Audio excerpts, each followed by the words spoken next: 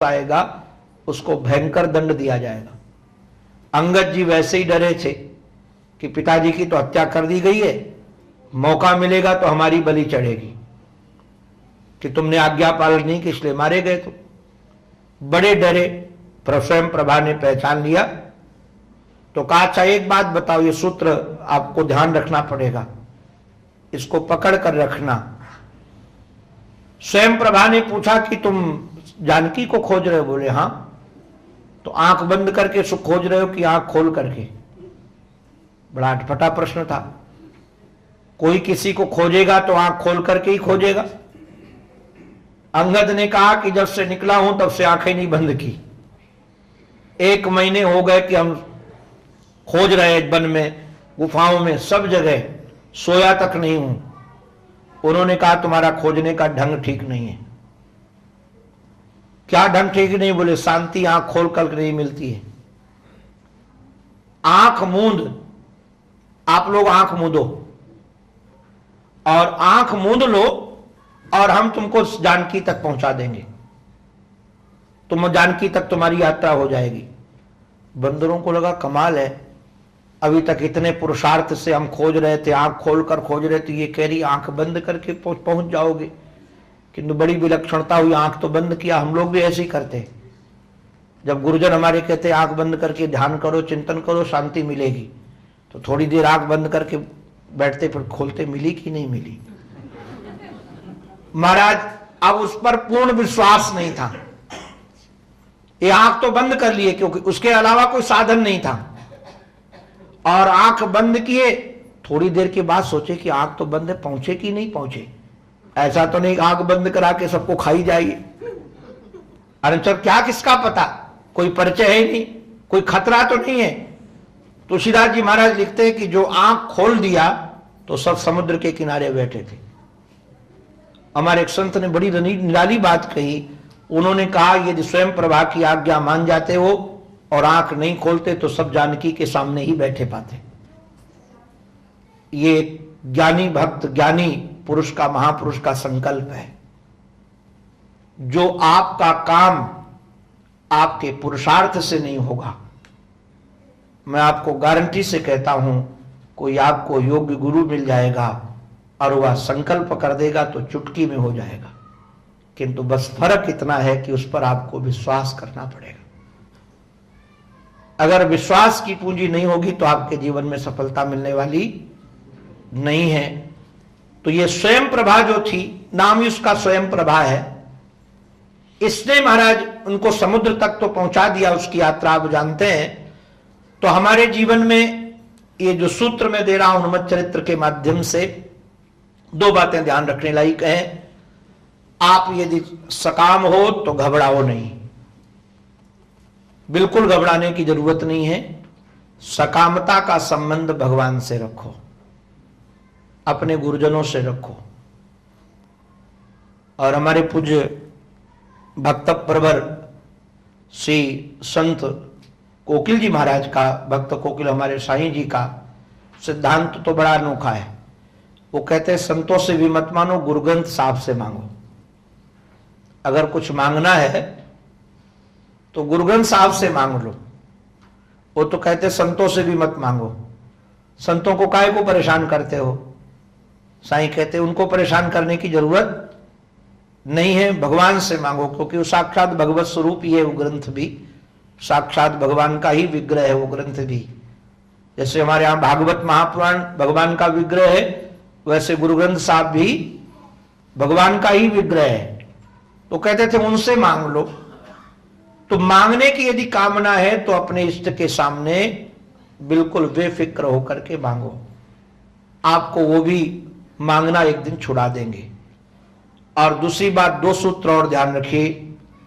आपके जीवन में जिस दिन समर्थ गुरु मिल जाएंगे, ये स्वयं प्रभा समर्थ गुरु थी, और समर्थ गुरु जिस दिन आपके जीवन में मिल जाए, फिर शंका मत करो। ये तो पगली छलांग है जो आप जन्म जन्म में नहीं कर पाओगे, वह गुरुजनों के संकल्प से क्षण में काम हो जाएगा। ये स्वयं प्रभा का चमत्कार था, और यही सुंदर, यही जीवन की सुंदरता है। और सुंदरकांड की और भी जो सुंदरता है उसकी चर्चा नारायण क्रम से करेंगे। अभी आपके पास 10 मिनट है, क्योंकि आज हमको 9 बजे यहाँ से भाग जाना होगा, क्योंकि एक जगह और जाना है कथा में। आज थोड़ा मैं लेट भी हो गया, तो किसी को कोई प्रश्न पूछना हो तो आप प्रश्न पूछ लीजिए, उसके बाद हम भी यहाँ से अपनी पूछ दबा के भाग जाएंगे। महाराज शिव भगवान जी को, इनका ना आदि ना अंत है, ना उनके माता ना पिता है, स्वयंभू है, तो किसको परमात्मा तत्व माने? परमात्मा तत्व एक है। जैसे कृष्ण को बोलते हैं कि परमात्मा कृष्ण खुद ही भगवान जो परमात्मा स्वरूप है, तो शिव जी का वहां पे स्थान क्या है? मूल तो क्या है कि परमात्म तत्व का जो स्वरूप है, ये विलक्षण वर्णन करने का संतों का ढंग है, शास्त्रों का ढंग है। कार्य की प्रणाली अलग होने के कारण नाम रूप अलग हो जाता है। जैसे एक ही पुरुष पिता होता है, एक ही पुरुष पुत्र भी होता है, एक ही पुरुष भाई भी होता है। क्यों होता है? संबंध के कारण। पुरुष एक है, पिता के संबंध के कारण पुत्र हो गया, पुत्र के संबंध के कारण पिता हो गया, भाई के संबंध के कारण वो भाई बन गया। पुरुष नहीं बदला है, संबंध बदल गए। तो वह जो परम पुरुष परमात्मा है, वही सृष्टि के सृजन करने के कारण उसी का नाम होता है ब्रह्मा। और वही परम पिता परमात्मा आदि तत्व जो है, वही जब सृष्टि का पालन करता है, उसी का नाम विष्णु पड़ जाता है। और वही जब संहार करता है तो उसी का नाम शंकर पड़ जाता है, रुद्र पड़ जाता है। पुराणों में अगर हमको भगवान के सतोगुण स्वरूप का वर्णन करना होगा, सतोगुण स्वरूप का वर्णन करना होगा, तो हम भगवान विष्णु का वर्णन करेंगे। अगर तमोगुण का वर्णन करना होगा तो भगवान शंकर का वर्णन करेंगे। रजोगुण का वर्णन करना होगा, क्योंकि भगवान की सृष्टि है, तो हम ब्रह्मा का वर्णन करेंगे, क्योंकि रजोगुण से सृष्टि बनती है, तमोगुण से नष्ट होती है, और सतोगुण से महाराज पालन होता है इसका।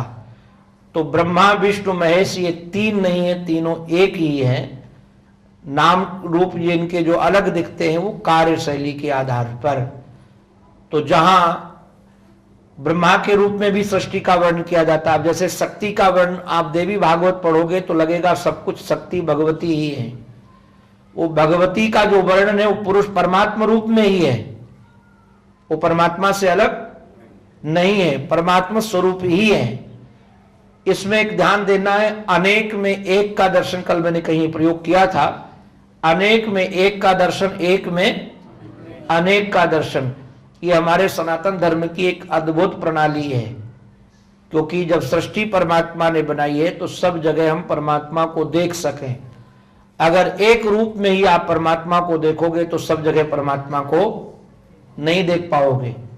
अनेक, इसलिए गीता में भगवान ने कहा यद यद विभूति मत सत्वम, जहां जहां विभूतियां नजर आती हैं वो मेरी ही हैं, क्योंकि उनके अलावा कहीं दूसरी जगह, अब चाहे ध्यान दीजिएगा, विद्युत का प्रकाश ही बल्ब के रूप में आता है, विद्युत का ही असर हीटर के रूप में आता है, और विद्युत का असर ही एसी के रूप में आता है। विद्युत के अभाव में कोई भी यंत्र काम करने वाला नहीं है।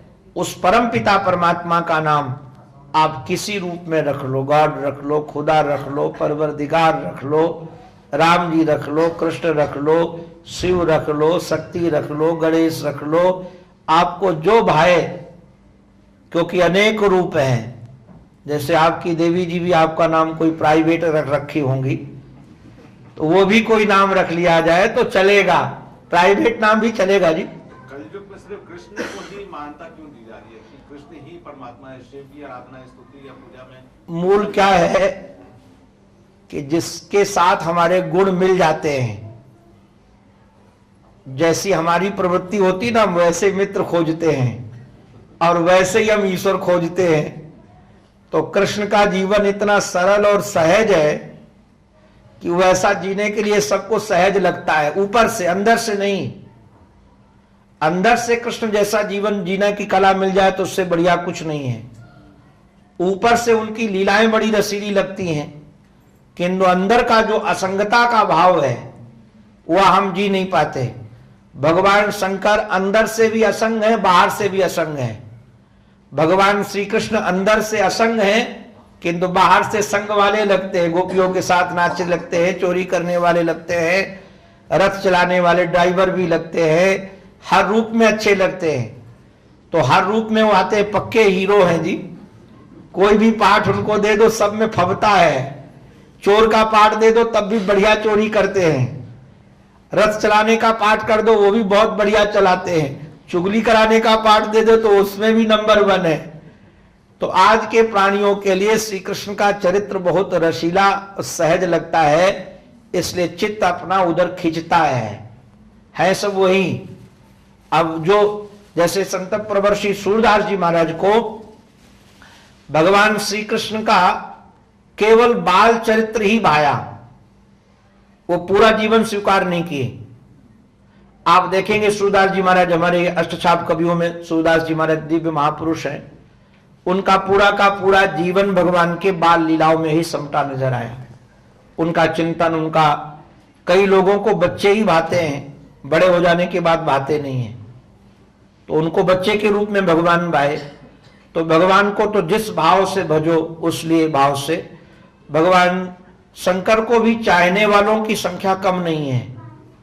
होता यह है कि जिस हम माहौल में रहते हैं, जैसे आप तमिलनाडु में चले जाइए, तमिलनाडु में जाओगे तो अधिकतर आपको भगवान शंकर के भजन करने वाले ही लोग मिलेंगे।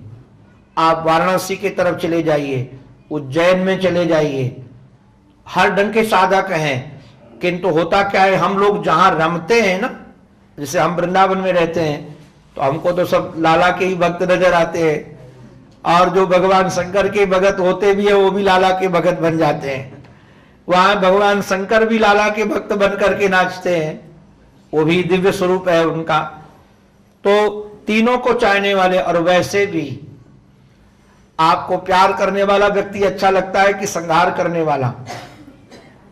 बोलो भाई, प्यार करने वाला सबको अच्छा लगता है, संहार करने वाला अच्छा लगता नहीं। संहार करने वाले से हम लोग भागते हैं। और हमारे महाराज जी कई बार सुनाते थे कि जब भारत में अंग्रेजों का राज्य था तो कोई जैसे पंचम जार था वैसे कोई अधिकारी वहां आया और हमारे जो सनातन धर्म के लोग हैं उनसे पूछा कि तुम्हारे यहाँ ईश्वर कौन है? हमने सुना है बहुत ईश्वर हैं, हमको दर्शन कराओ सबके। तो एक, ये आप लोग नाराज मत होना, हमारे लिए तो सब अभिन्न नहीं है, मैं निंदा की दृष्टि से नहीं, हम तो जितने रूप में श्री कृष्ण को स्वीकार करते हैं उससे कम रूप में देवी को नहीं स्वीकार करते, उससे कम रूप में हमारे चित्त में सबके प्रति आदर है। हम जितना श्री कृष्ण को मानते हैं उतना हम साईं बाबा को भी मानते हैं। हम साईं बाबा को भी कृष्ण के अतिरिक्त स्वीकार नहीं करते हैं। हमारे चित्त की अपनी दशा है और वह शास्त्रीय दशा है, हमारा कहीं किसी से विरोध नहीं है। ये तो एक समझाने की शैली इसलिए बोल रहा हूं, तो देवी जी वाले कोई आकर नाराज मत हो जाना। तो कहा देवी जी का चित्र दिखाया तो महाराज वो तो अष्टभुजा वाली अस्त्र सब लिए हुए, तो बोले ये भगवान नहीं हो सकती। बोले क्यों? बोले भगवान को किसी से डर नहीं लगता है, इनको इतना डर लगता है कि इतने शस्त्र धारण करके घूमती है। तो बाद में भगवान शंकर का दिखाया, बोले ये भी नहीं हो सकते। कहा क्यों नहीं हो सकते? बोले ये भी किसी से डरते हैं कि वो त्रिशूल लेके घूमते हैं, शस्त्र ये भी धारण करते हैं। कई लोगों को दिखाकर सबको फेल किया। जब हमारे लाला का दिखाया गया ना तो बांसुरी लिए खड़े थे, बोले ये हो सकते हैं, इनको किसी से डर नहीं लगता है और ये चैन की बंसी बजाते रहते। वैसे तो वो भी ठाकुर जी के हाथ में भी चक्र लिया है, उन्होंने धारण किया है। ठाकुर जी ने सब शस्त्र धारण किए हैं, धनुष भी चढ़ाया, गदा भी चढ़ाया। जब जरासंध से उन्होंने युद्ध किया है तो सभी शस्त्रों को चलाया है ठाकुर जी। तो मैंने कहा ना पक्के हीरो है, सब कुछ आता है इनको, तो बिल्कुल बिल्कुल एकदम वही है कि सब कुछ उनको करना आता है। किंतु बात यह है कि हमको प्रेम करने वाला भाता है। एक बहुत अच्छे संत हुए महाराष्ट्र में, और जिनका नाम था नामदेव। आप लोगों ने नाम सुना होगा। नामदेव जी का जीवन ऐसा था कि वो सब जगह भगवान के दर्शन करते थे, सब जगह। आप लोगों ने उनके बारे में सुना होगा कि एक बार वो रोटी बना रहे थे और कुत्ता रोटी लेकर के भागा। ये बहुत प्रचलित उनका दर्शन है। तो पीछे से वो दौड़े, विट्ठल विट्ठल, अभी हमने घी नहीं लगाया है, इसमें घी लगाने दो। तो कुत्ते के रूप में भी भगवान का दर्शन करते थे, किंतु एक बार वो भी फेल हो गए। फेल कैसे हो गए? भगवान बहुत हंसे। एक दिन वो नदी किनारे बैठ करके और भजन गा रहे थे, वहां कुछ बच्चे शोर मचा रहे थे। तो उनको लगा कि बच्चे यहाँ डिस्टर्ब करते हैं, तो बन चले गए जंगल में कि वहां हम गाएंगे तो बच्चे यहाँ आएंगे नहीं। तो आप भजन गा रहे थे, तब तक महाराज देखा कि एक महाराज कसाई व्यक्ति, पशुओं का वध करने वाला व्यक्ति अपनी पत्नी को लेकर आया। कई हिरण मार कर लाया था, कई पशु मार कर लाया था, और कई पकड़ करके जिंदा भी लाया था जाल में फंसा करके। उस आखेटक के बच्चे भी छोटे छोटे थे, वहां खेल रहे थे, और वो बैठ करके उन्हीं के सामने नामदेव जी के पशुओं को काटने लगा। जब काटने लगा तो उनको बड़ी पीड़ा हुई। संत हृदय, साधु हृदय जाकर उसको समझाने लगे कि क्या तुम ये पाप का काम करते हो, मनुष्य शरीर मिला है। तब तक वो बहुत चिल्लाया, नशे में था, और उसकी पत्नी वो हथियार लेकर काटने वाला दौड़ी और कहा पकड़ो इसको, बाबा को। आज बहुत दिन हो गए मनुष्य का मांस नहीं खाया, आज खाऊंगी और इसका पूरा का पूरा खून पीऊंगी। महाराज नामदेव जी तो भागे। अब भाग करके वो विट्ठल के पास पहुंचे, हांफते हुए, पसीना पसीना। तो ठाकुर जी देखकर मुस्कुरा रहे थे, क्योंकि उनसे तो बात होती थी। उनके लिए ठाकुर जी ने, विट्ठल प्रभु ने मंदिर को घुमा दिया पूरा का पूरा। जब उनको मंदिर के अंदर घुसने नहीं दिया जाता था श्री नामदेव जी को, तो पीछे जाकर, मंदिर के पीछे जाकर रो रहे थे, क्योंकि पुजारियों ने मना कर दिया कि इसको मंदिर के अंदर घुसना मना है। तो रो रहे थे, तो ठाकुर जी ने पूरा मंदिर घुमा दिया उनकी तरफ। ठाकुर जी के कमर में दर्द भी हो गया, वो तो कौतुकी हैं। तो जब मंदिर के पास पहुंचे ठाकुर जी के सामने, विट्ठल को तो हंस रहे थे। तो उन्होंने कहा जय जय, यहां तो प्राण निकल रहे हैं और तुम हंसे जा रहे हो। तो ठाकुर जी ने कहा आज नहीं पहचान पाए, वो मैं ही तो था, दूसरा कोई नहीं था। वो बच्चे के रूप में मैं ही था, उसकी पत्नी के रूप में मैं ही था, उनके रूप में मैं ही था। तो कहा प्रभु इस रूप में मत आना, हमको वही वाला रूप अच्छा लगता है, इस रूप से हमको डर लगता है। तो बड़े बड़े अच्छे अच्छे भक्त, मैंने इसलिए सुनाया ये कि अच्छे अच्छे भक्त ये संहार वाले रूप से डर लग जाता है, भागते हैं। प्यार वाला रूप बहुत अच्छा लगता है, किंतु संहार वाला रूप जल्दी अच्छा नहीं लगता।